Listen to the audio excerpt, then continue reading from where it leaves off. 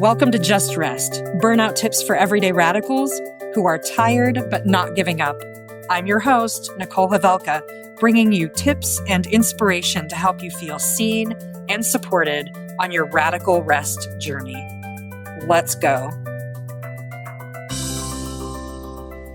Hi, and welcome. I'm Nicole Havelka, and I'm the host of Just Rest, Burnout Tips for Everyday Radicals.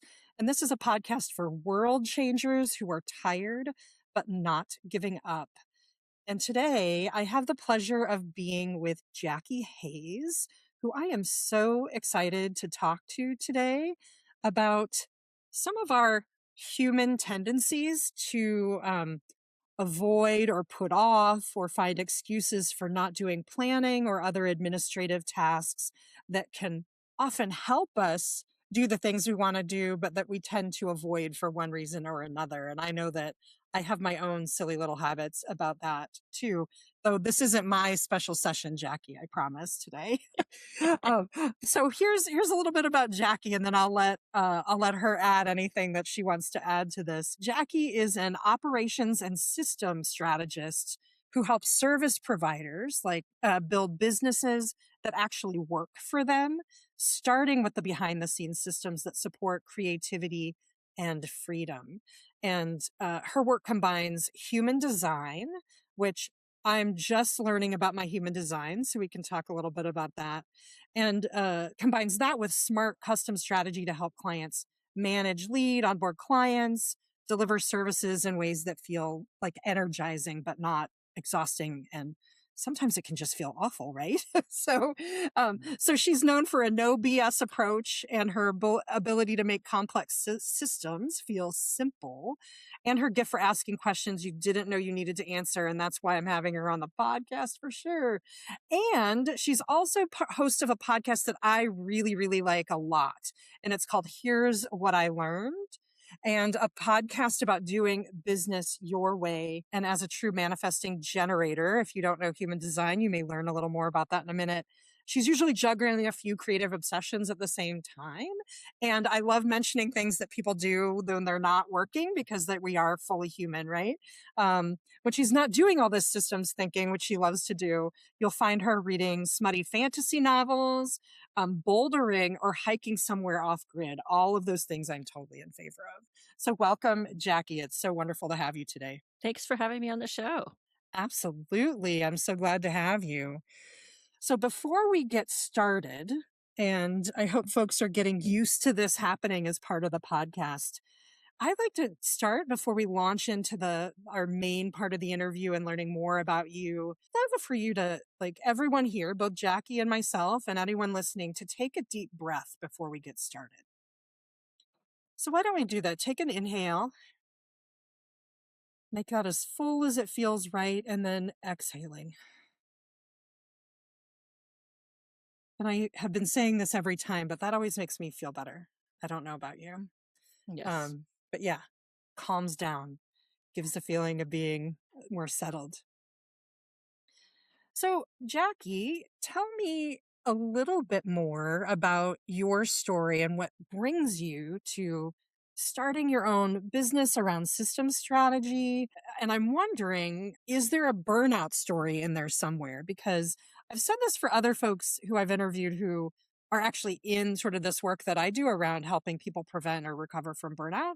So they almost always have a burnout story, but I'm starting to suspect that nearly every small business owner has one too.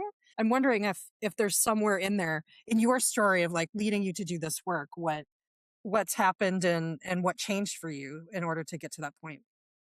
Yeah. So prior to starting my business, I spent 14 years working at a local university, doing all kinds of support in an academic office. And it was a 45-minute drive, 45 to an hour drive.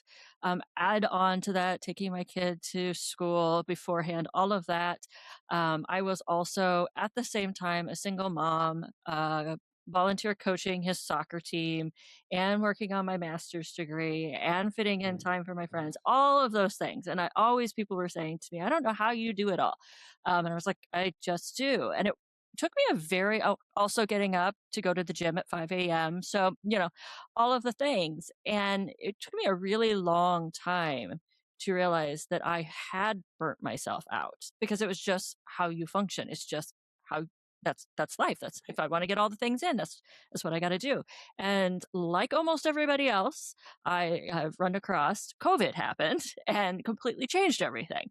Mhm. So this work that I did for the university, I'd been there so long, I'd gotten so good at my job. I'm a systems person, so I'm pretty darn efficient. I didn't have very much work to do in a given day. Like I could get it all done in a couple of hours, but I was having to sit in an office for 8 plus the commute. So Right. then when we got to work from home, it was like, oh wow, life is just calmer, easier. I still expected to respond timely, but I can get up and I can go do the laundry or whatever. And when it was time to come back into the office, I thought, yeah, I can't do that to myself again. I can't. Yeah.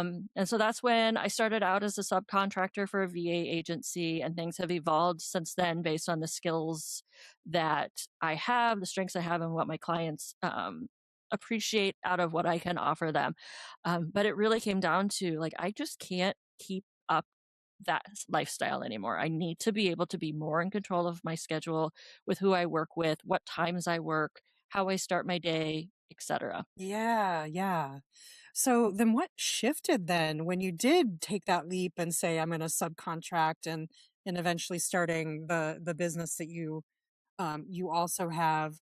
Tell me more about that. Like, what was that Yeah. shift like going from that's like a 12-hour day, right? Like at Hmm. least 5 days a week between getting your kid to school, commuting 45 minutes either way, Yeah. and being forced to stay at a desk for at least 8 hours, right? Yeah. Even Yeah. if you weren't doing things, right? Yeah. And going from that, but I'm guessing there's still yet another shift that happened because you weren't even having to pretend you were working for 8 hours a day. And then, Yeah. right? And then you were Yep. jumping. So what was that like? What did that feel like? Yeah. When that moment hit where it was like, yeah, I no longer had to pretend because you basically, like, you have to pretend. And they were really just, you know, paying me for a butt and a chair in case somebody walked in the office is really what it was. Yeah. If the FedEx guy shows up, I need to be able to sign off on something. That's why I'm there. Yeah. Um, so then when I was working from home and none of that had to be the case, it was really enjoyable, and I probably would have stayed with it indefinitely because the benefits were fantastic, and, it was great schedule, Right. I didn't have to market anything, but yeah, when it was like, "No, you have to come back into the office," I was like, "This freedom is just I can't give this up."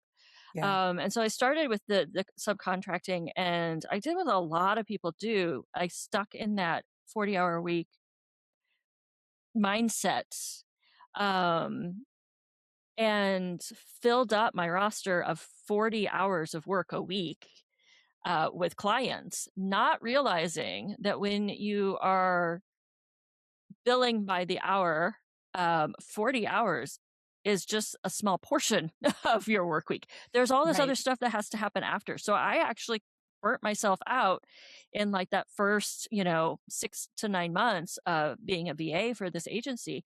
No fault of their own. I kept saying I can take on more and more clients. Um, and then realize, oh, wait a minute, this is different than 40-hour work weeks. 40-hour Right. work weeks still account for getting up and going to the bathroom, getting up and chatting with somebody. You don't actually work nonstop for 40 No, hours. absolutely so, not.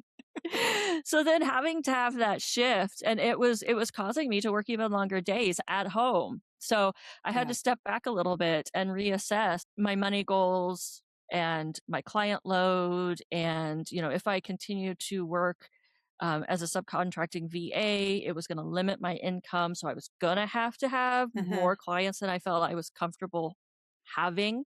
Yeah.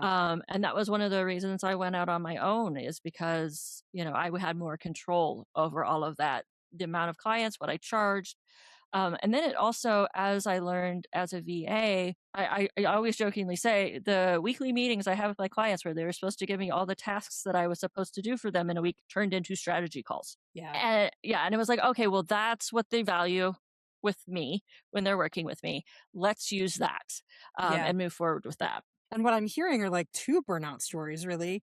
Like you would Mhm. probably burn yourself out on that old schedule that was just unsustainable to begin with.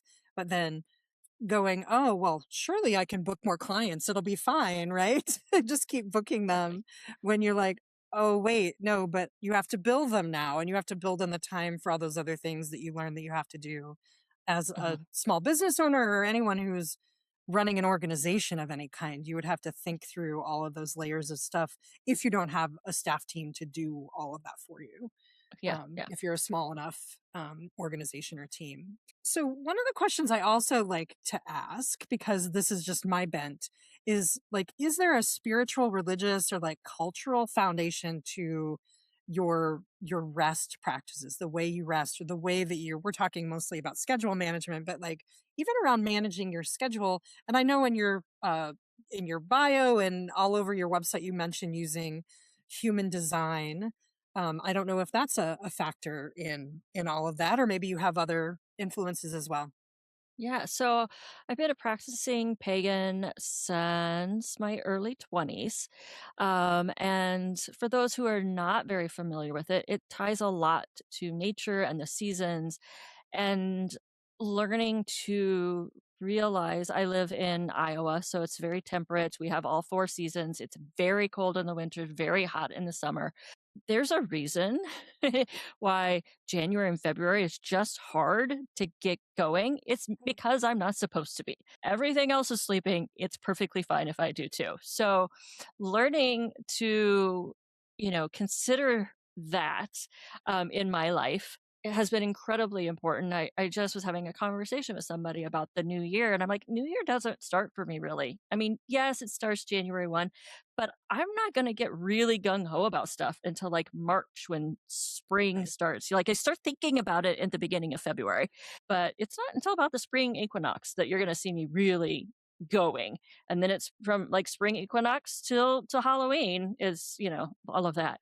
Now, Right. as a manifesting generator, for those who do know human design, we are like energizers, batteries. Like we have 400 things that we're wanting to explore.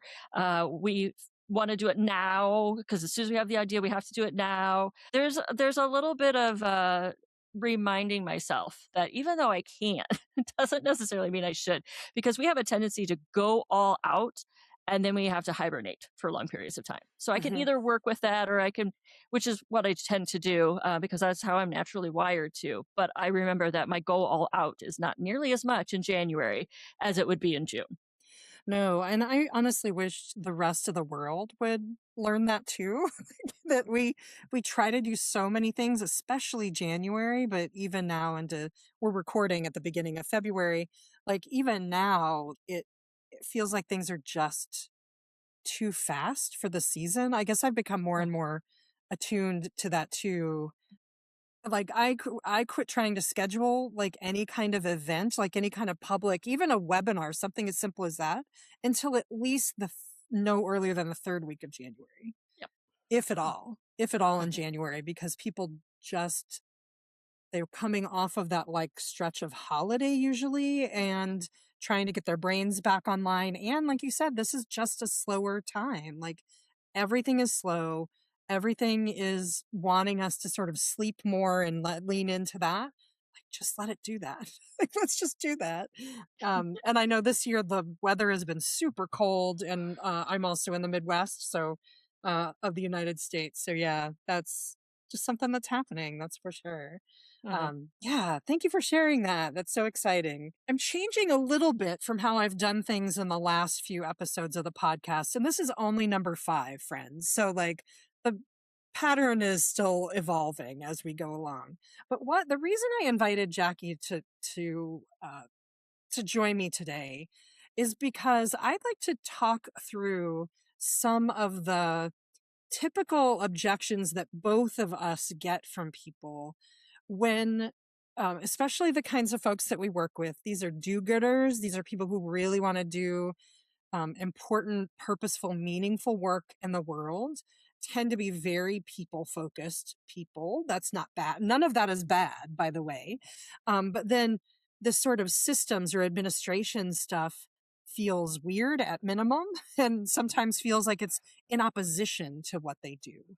And so I have like three sort of typical things that Jackie and I hear from folks when it comes to like their objections to planning or taking the time to even do background, like the back end work that they might have to do. And I thought we would explore those a little bit, like both exploring like why, the why of where that comes from for people.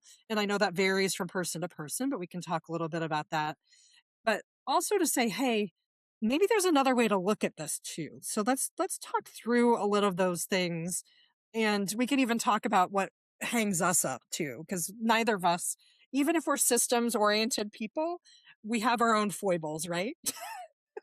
Very We much have so. our own hangups and hookups. So we'll be honest about that, friends. I promise. That's part of this thing, is that no one here is trying to be an all-knowing guru for sure.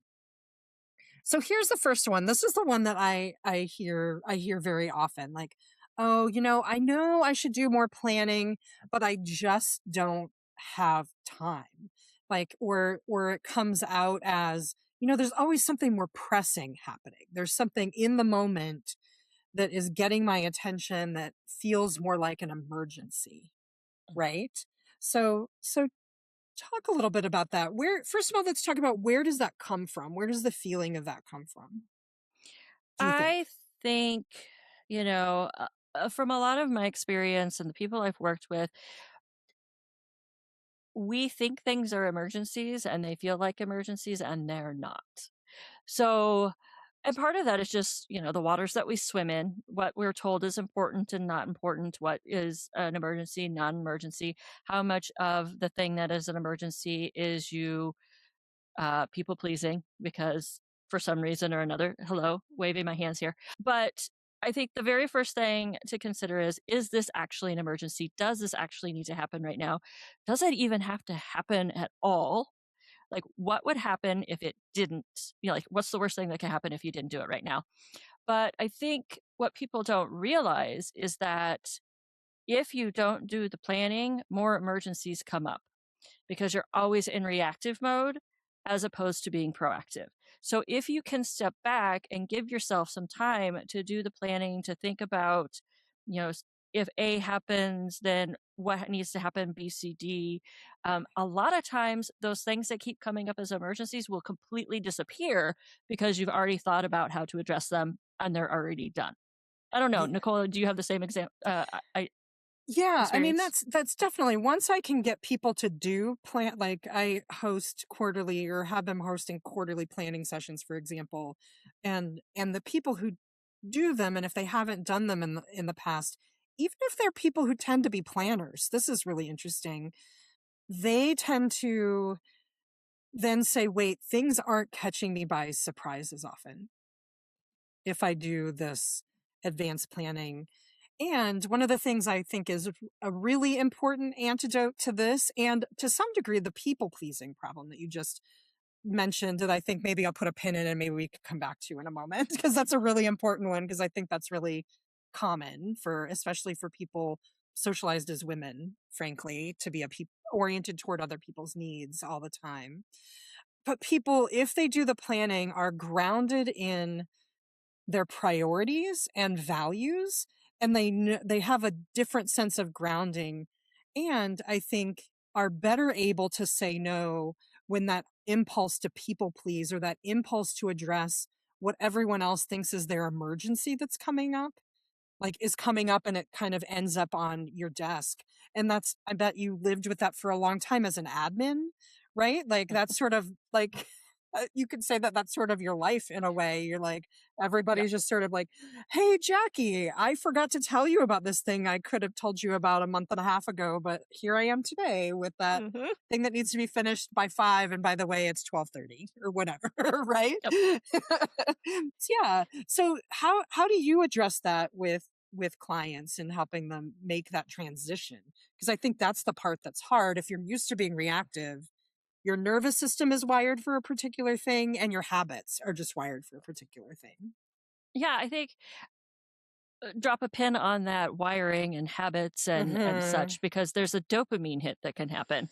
Hmm. when things are on fire, that we get used to. And Right. so, and then when that is gone, sometimes we create things so that we can still get that dopamine hit. Right.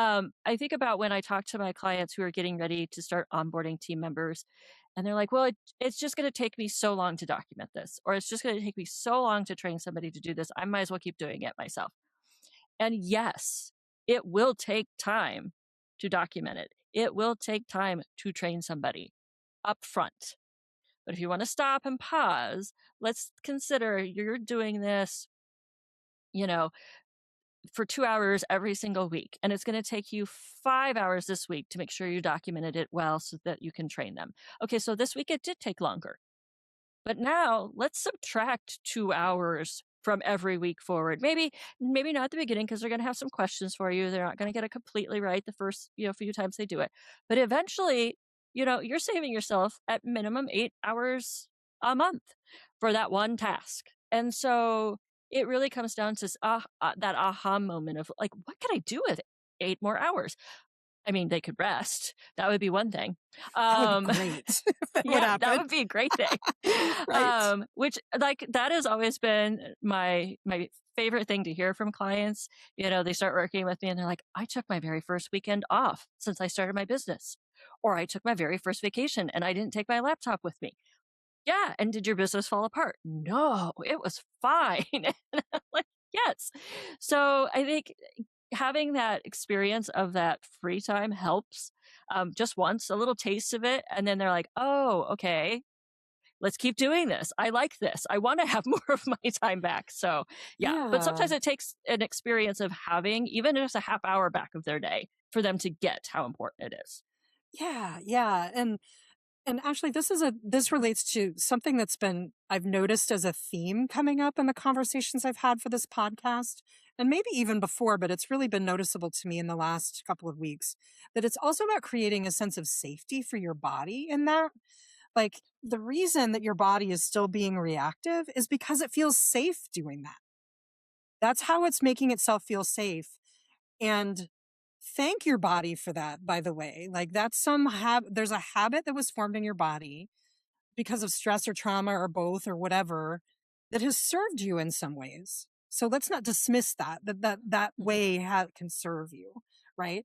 And because there are legitimate emergencies that come up, and you're going to need your body to be able to like rise to that occasion. But we don't need to make everything like that. Like you're right. Most things in an average sort of office or workplace or business or whatever is not an actual life and death emergency. Almost nothing is, actually, is what I would say. Very little is, or it doesn't hinge on us. I'm like, I'm not an EMT. And those folks are on shifts for a reason because you can't sustain being an EMT or a firefighter or those people who have to respond to legitimate emergencies. That's why they're on shift and they have time off and then they come back. But yeah, so let's go back. You had said put a pin, and I did write it down. What is that process that's happening then with the dopamine hits, and why do we self create then these situations where we're running behind and we Yeah, need that hit again to be able to do it? I've noticed I work with a lot of folks who are neurodivergent Hmm. and especially ADHD, and they need more dopamine. They just physiologically need more dopamine than folks who are neurotypical. And so they will find a way to get their dopamine. And a lot of times that is quote unquote procrastination, waiting till the Right. last minute so they can have that rush at the very end of things, which is in a sense creating an emergency or a fire to put out type of a situation. And helping them find other ways to get dopamine hits is a part of the process of, if you're going to wait till the last minute, that's not going to work if you need to start bringing on team members. You can't give them something, especially if you're working with contractors and not employees. You can't give them something and expect them to have it turned around in 2 hours. So Right. you're going to have to start planning ahead. And I work with a lot of folks who are building out their team, and that is something that they really have to learn, is to find ways to get that dopamine hit in other places so that they're not using last minute work to get it. And sometimes, I know somebody who uses a specific project management tool because when she checks it off, a unicorn appears on the screen, and it makes her so happy. She's like, Yeah. "That is the only reason I work with that tool is because I need that dopamine hit of seeing the unicorn." Right. So, Right. so sometimes it's that. Sometimes it's Yeah. checking something off on a piece of paper. Your body becomes wired, and if you're neurodiverse, your body needs more of it. So you're going to just have to find it in other ways and, Yeah. Yeah. build it into your systems. Yeah, I know that I have a client also who's fairly recently been diagnosed, and one of the things we've worked on is is creating systems where there's a lot of smaller tasks rather than bigger ones, Mhm. because that gets, first of all, overwhelming, and that can happen to almost anyone, right? Like if you have what is really a project that you're calling a task, right? Those are, and I've only recently started telling this to people. I'm like, anything with more than one task is a project, even if it's two. And so it's probably better for you to break those things down, just again to help your brain out anyway. But if you need those quicker dopamine hits, you need the little unicorn that dances on the screen, or whatever, the bell that chimes, or whatever the thing is. Doing that more often is going to help you, rather than freezing up, right? Getting into that place where you freeze up looking at the bigger project Mhm. or task. Or Yeah. in my case, like I'm thinking about it like all the time because I know that big project, but I haven't dumped it out anywhere of my brain yet. And I need to put it down and getting all the deadlines in the right place and be like, okay, now I can breathe again. Because I Yeah. know I've saved space Mhm. for those things I need to get done. Well, and we live in a world that is constantly bombarding us, and it's very rare that any of us let ourselves be bored anymore. And we're doom scrolling for a reason. There's dopamine hits with that.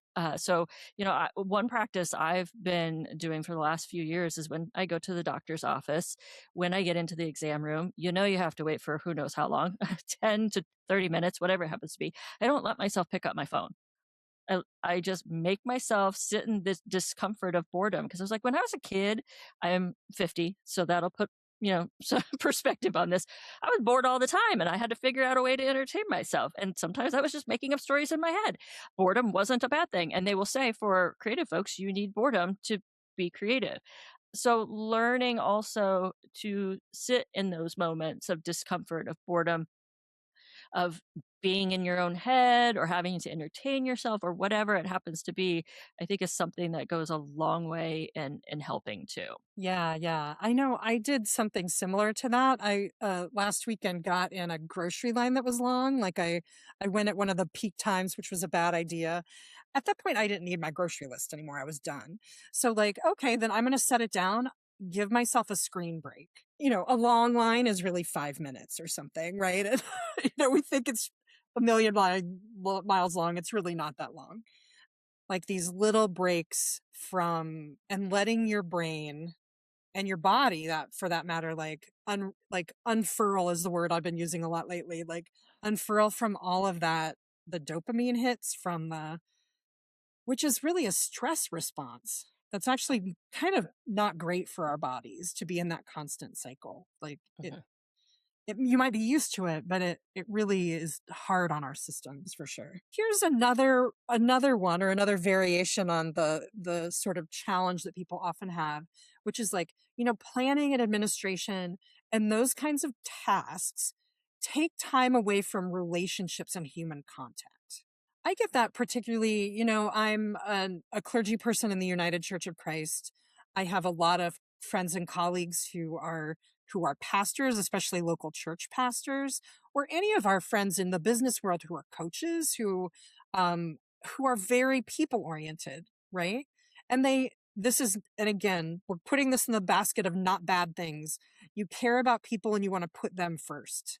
And as feminist business owners, we put people before profit, and that's really important. On the other hand, we're saying people before profit, not people before having good admin necessarily, right? So how do you respond to that if people have that objection, or if that's just sort of coming, like legitimately coming up for them? Okay. Well, there's two things that I would normally say. The first is you don't have to do your admin and your planning in a vacuum. That's what we all love co-working for and body doubling for. There's no reason why you can't, reach out to some of your biz besties or your, in-person friends and say, "Hey, I need to work on my quarterly planning. I'd like to, if it's somebody local, let's go to the coffee shop and we'll chit chat for a little bit and then we'll work for 25 minutes and then we'll chit chat for a little bit more." You don't have to do that stuff by yourself. You can ask people to join you in it. And the other thing is, a lot of times with the admin stuff and the planning, I will like maybe build in some automations. And I always hear people say that makes it less human. It actually frees up enough time that I can be more human because I have more time to give people because an automation sent out that email that did not need to come directly from me. Right. And it can make actually things more human in that, like one of my automations for my onboarding, it will go out and the form asks, "Do you want a discovery call?" If it says yes, it asks, "Do you want a Zoom call or Google Meet, whatever it happens to be, or do you want to do it over Vox or Async?" And depending on what they choose, it automates a message to them to schedule it. If they don't want a discovery call, then we just go on to the next step in the onboarding. If they do want a discovery call, I don't have to be the one to read that, to then send them the link and repeatedly do that with everybody. They can choose the kind that's best for them. Right. That saves me so much time. If I did that with every single person, I wouldn't be able to do. But it allows them, one, to choose what works best for them. If they don't want a discovery call, that's great. We're not going to take the time to do that. We'll just hop right on into the project. If they do, if it makes them feel safer to work with me to have one, then I have that available to you. What works better for you, to be on Zoom or to be async? Oh, great. So I'm creating more of a human centered approach to my onboarding by making things more accessible and safe for them. Great. Yeah, I love that. Because I've even had people say to me about things like a online calendaring system, like what you're describing, even something as simple as that, like, oh, I'm exchanging emails with someone and I say, hey, schedule on here. I've sometimes heard it's usually roundabout, but I usually hear the feedback that, oh, that's impersonal. Like, that's impersonal. I'm like, so you'd rather be interacting with me for 17 emails to find the time that works for us? I Yeah. mean, that doesn't feel terribly personal to me, first of all.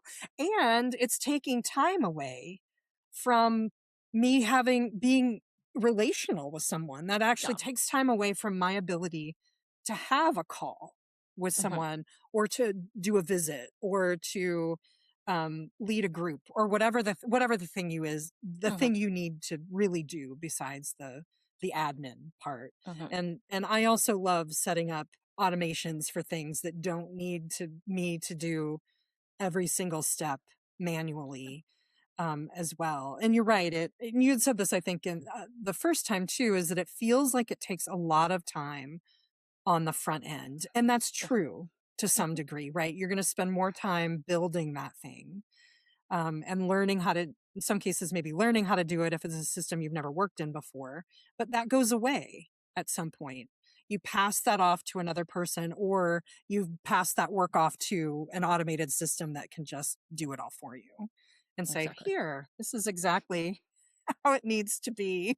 And it's all done. I know, just a quick example for myself, like I'm just starting this podcast, which means I'm building up the systems to make this more sane for myself. And it's painful, but I'm trying to document, okay, these are the steps. This is what's usually happening so that I can pass off this client, the guest onboarding system to my VA, so that she knows how, okay, this is what we do in these different circumstances. And here's you know, there are one or two emails that I do need to customize, but really most of them are automatic. They can be automatic.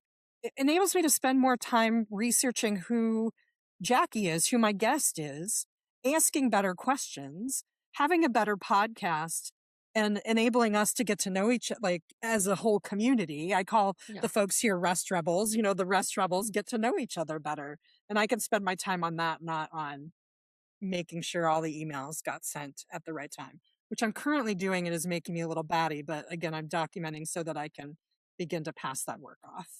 Yeah, Yeah. I learned something great from Brandon Drake. He does CRM work, and he had a form that anytime he networked with somebody, if he really wanted to stay in connection with them, he would send them this form and they would fill it out. And so I was like, I'm going to adopt this. And I use Airtable to track all my leads and contacts and relationships. And now I have this form that I could send to somebody, and it asks them, like, give me your bio. What would you like me to, how would you like me to introduce you to somebody? Write that down. What links would you like me to share with folks? What kind of connections are you looking for? Are you wanting to be a podcast guest, a collaborator? Are you looking for clients, so that it's easy for me to quickly go in and be like, oh, somebody's a podcast host and they're looking for guests. Who on my list is looking to be a guest on a podcast, and I can bring them up?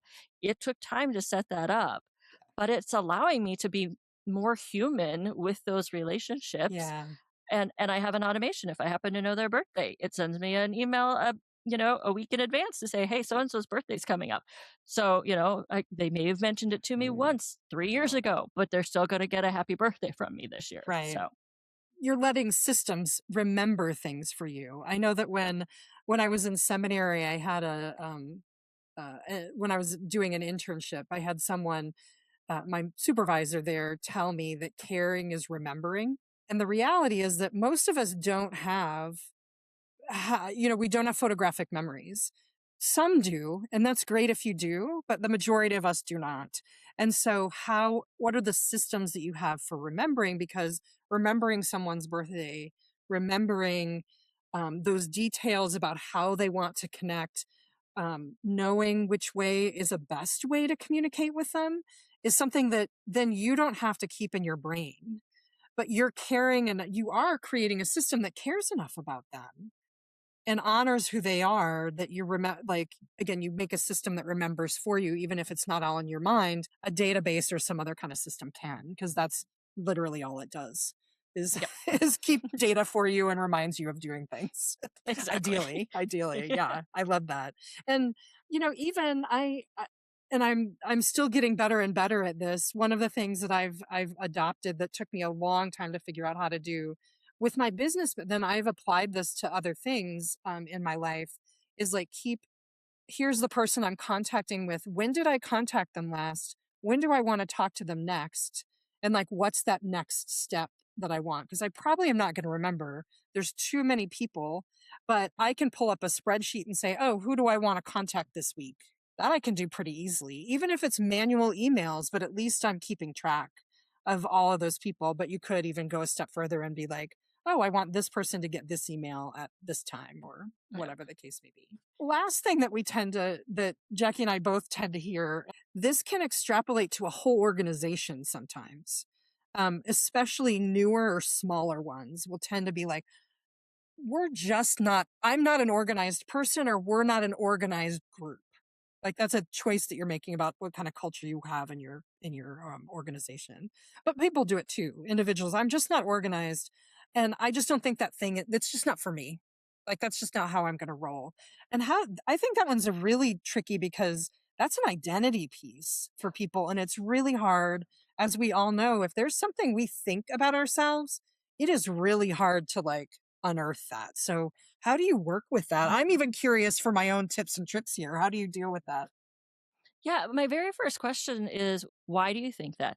Because generally what has happened is somebody grew up hearing that they were disorganized from teachers, from parents, whatever it happened to be.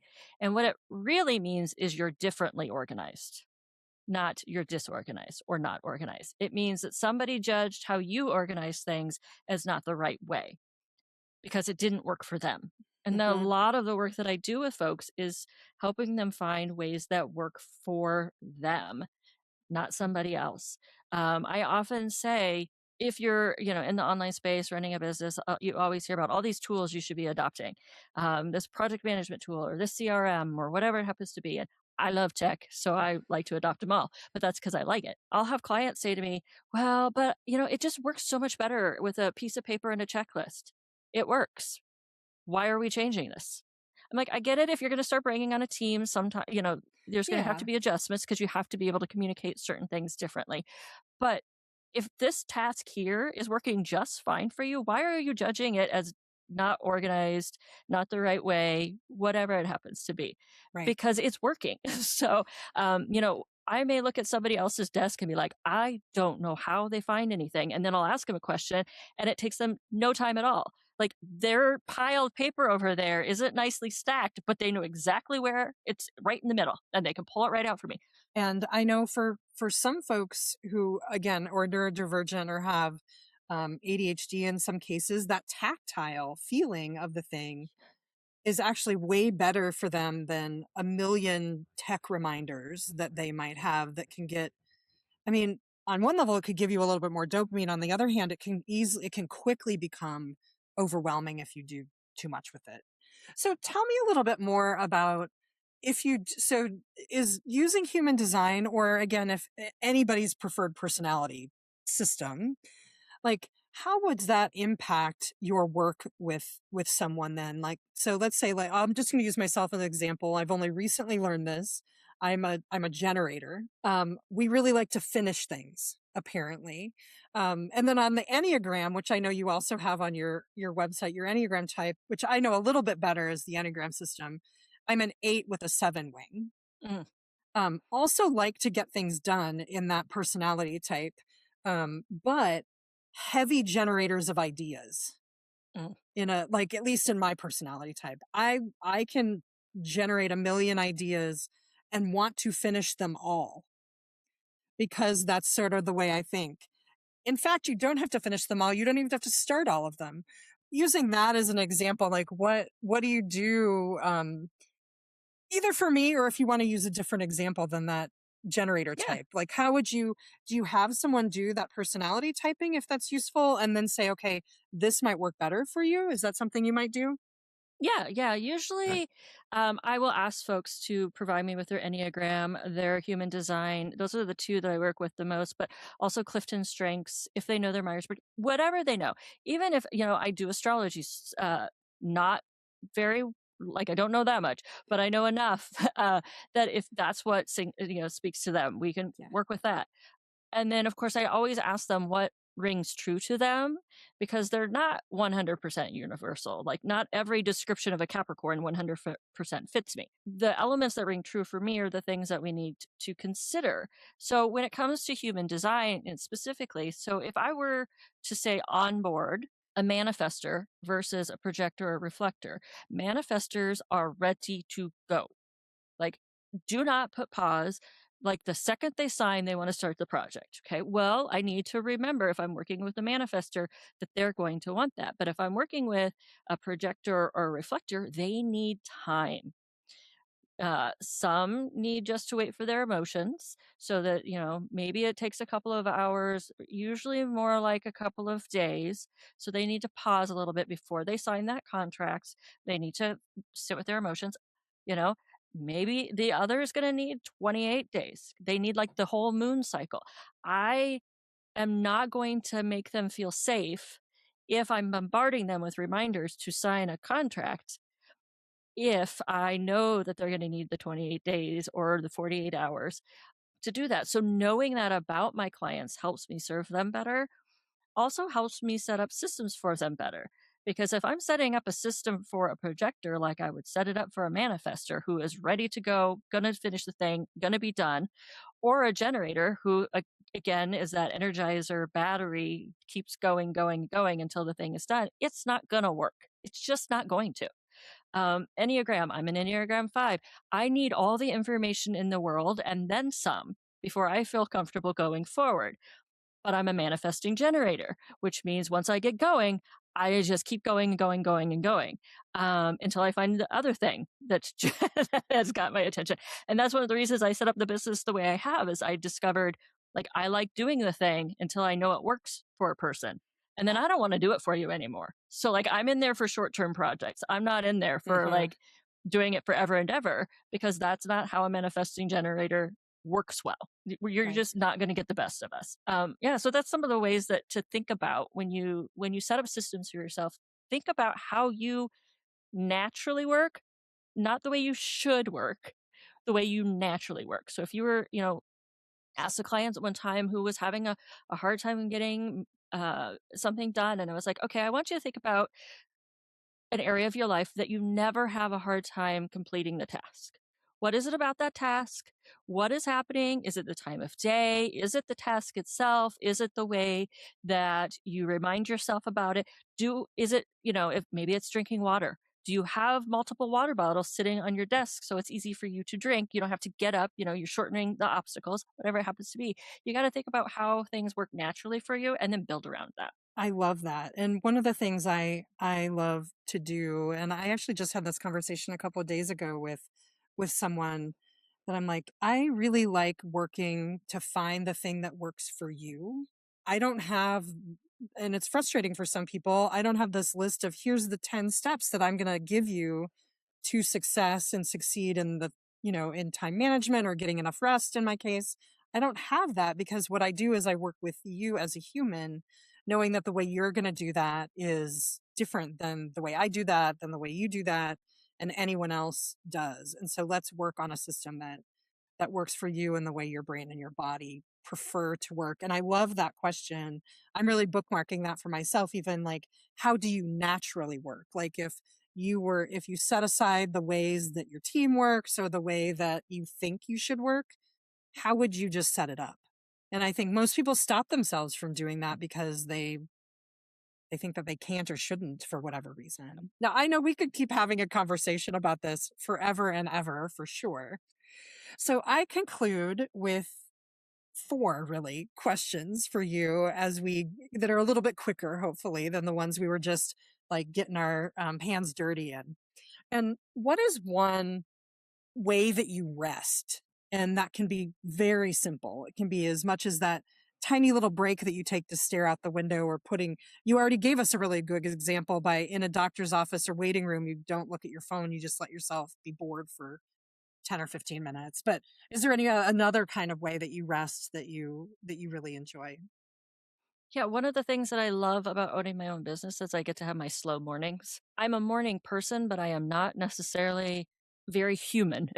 Like I get up early, but I need my time to like be coherent. So I love just having my mornings where I lay in bed, alarm may have gone off, but I don't rush out of bed. I sit and enjoy my breakfast. I may journal, I may read, I take my time before I start my day. It's the best way for me to rest. Hmm. And then what is a way that you like resist, particularly one thing maybe we haven't said often enough in this conversation is that like there is a system that people sometimes call grind culture, but it certainly is embedded in toxic capitalism to produce like that our value is all wrapped up in what we do and what we produce. And so how do you resist or liberate yourself from that, or is there some practice you use for that? Yeah, I think one of the things is I'm very strict. I track my time that I work, not just what I work with my clients, but what I work in my business so that I can see how I'm spending my time and how much time I'm putting towards my business. And so I have these are the number of hours a week that I am willing to give for my business. Sometimes it's going to go over because of some project that's happening. But for the most part, I try and stick in this time frame. And then if I find that I'm having on a regular basis trouble sticking to that, then I go back to look at where did I spend most of my time? Okay, I'm not being very strategic about how I'm using this period of time. There's a reason they call them power hours. It's amazing what you can get done when you give yourself an hour. Yeah. So, to look at that's one of the ways that I've built a system for myself. And I'm also a big fan of tracking time and becoming aware of how much time things actually take you because we often don't know in the beginning. I often work with clients on that. Like, well, do you even know how much time that thing is going to take? And they're like, I don't even know how to block that. Like, I've had Yeah. people say that. I'm like, okay, then let's put a certain amount, like, let's triple the number that you think it's going to take, put that down, and then clock it. And then we'll find Uh-huh. out what is really true. And hopefully we can come out at the reasonable amount of time that it might actually take you for sure. For Yeah. sure. Yeah. And so I mentioned this just a few minutes ago that I like to call the folks in my Substack community and listeners of this podcast rest rebels. And so, and one of the things I like to do in this podcast here toward the end is like give you a chance to say, tell them a note or write them a note starting with Dear Rest Rebels, like what would you say to them in the context of our conversation today? Yeah, so I think, and I know you would get behind this, is listen to your body. We all have our own unique individual ways that our body starts to tell us it needs rest um, before you are just passed out into exhaustion. For me, I'm highly distracted. So if I find myself not being able to focus for even a minute or two, I know that my body it needs me to pause whatever it is that I've been doing, shift gears into a lower speed. Sometimes that means I need to step away from work that day, because I'm not going to do good work because I'm just not, because I'm exhausted. So it's become incredibly helpful for me to start recognizing that so that I don't get to burnout again. And I'm all about teaching people to listen to their bodies. So the system trains us to not recognize them, to Yep. ignore our bodies so that we will continue to power through. We power through those things. And the only way we power through is by ignoring the signs that we need to stop. And so finally, is there an organization that's doing good in the world that you would like to highlight and want us to support? Because I give a small donation as a way of thanking you for being here on the podcast. And I'm compiling a list that I'm going to add to my website of all the great organizations doing good that my guests suggest that we support. For me, it would be One Iowa. I am located in Iowa, and unfortunately, in the last several years, our legislation has not been LGBTQ friendly. And One Iowa specifically works towards changing the legislation in Iowa so that the LGBTQ community in Iowa can be safe and we can be ourselves. We can live life as ourselves, freely and safely. So Excellent. Thank you. And I will be giving a little donation to One Iowa. And as someone who's lived in Iowa actually at one time, I definitely have a heart for that as well. So thank you for sharing that. So I want to thank you, Jacki, for being here, for being willing to spend your time and your energy on this podcast and sharing your knowledge and expertise with the Rest Rebels and this community. So I appreciate you very much. And thank you for being here. thank you for having me.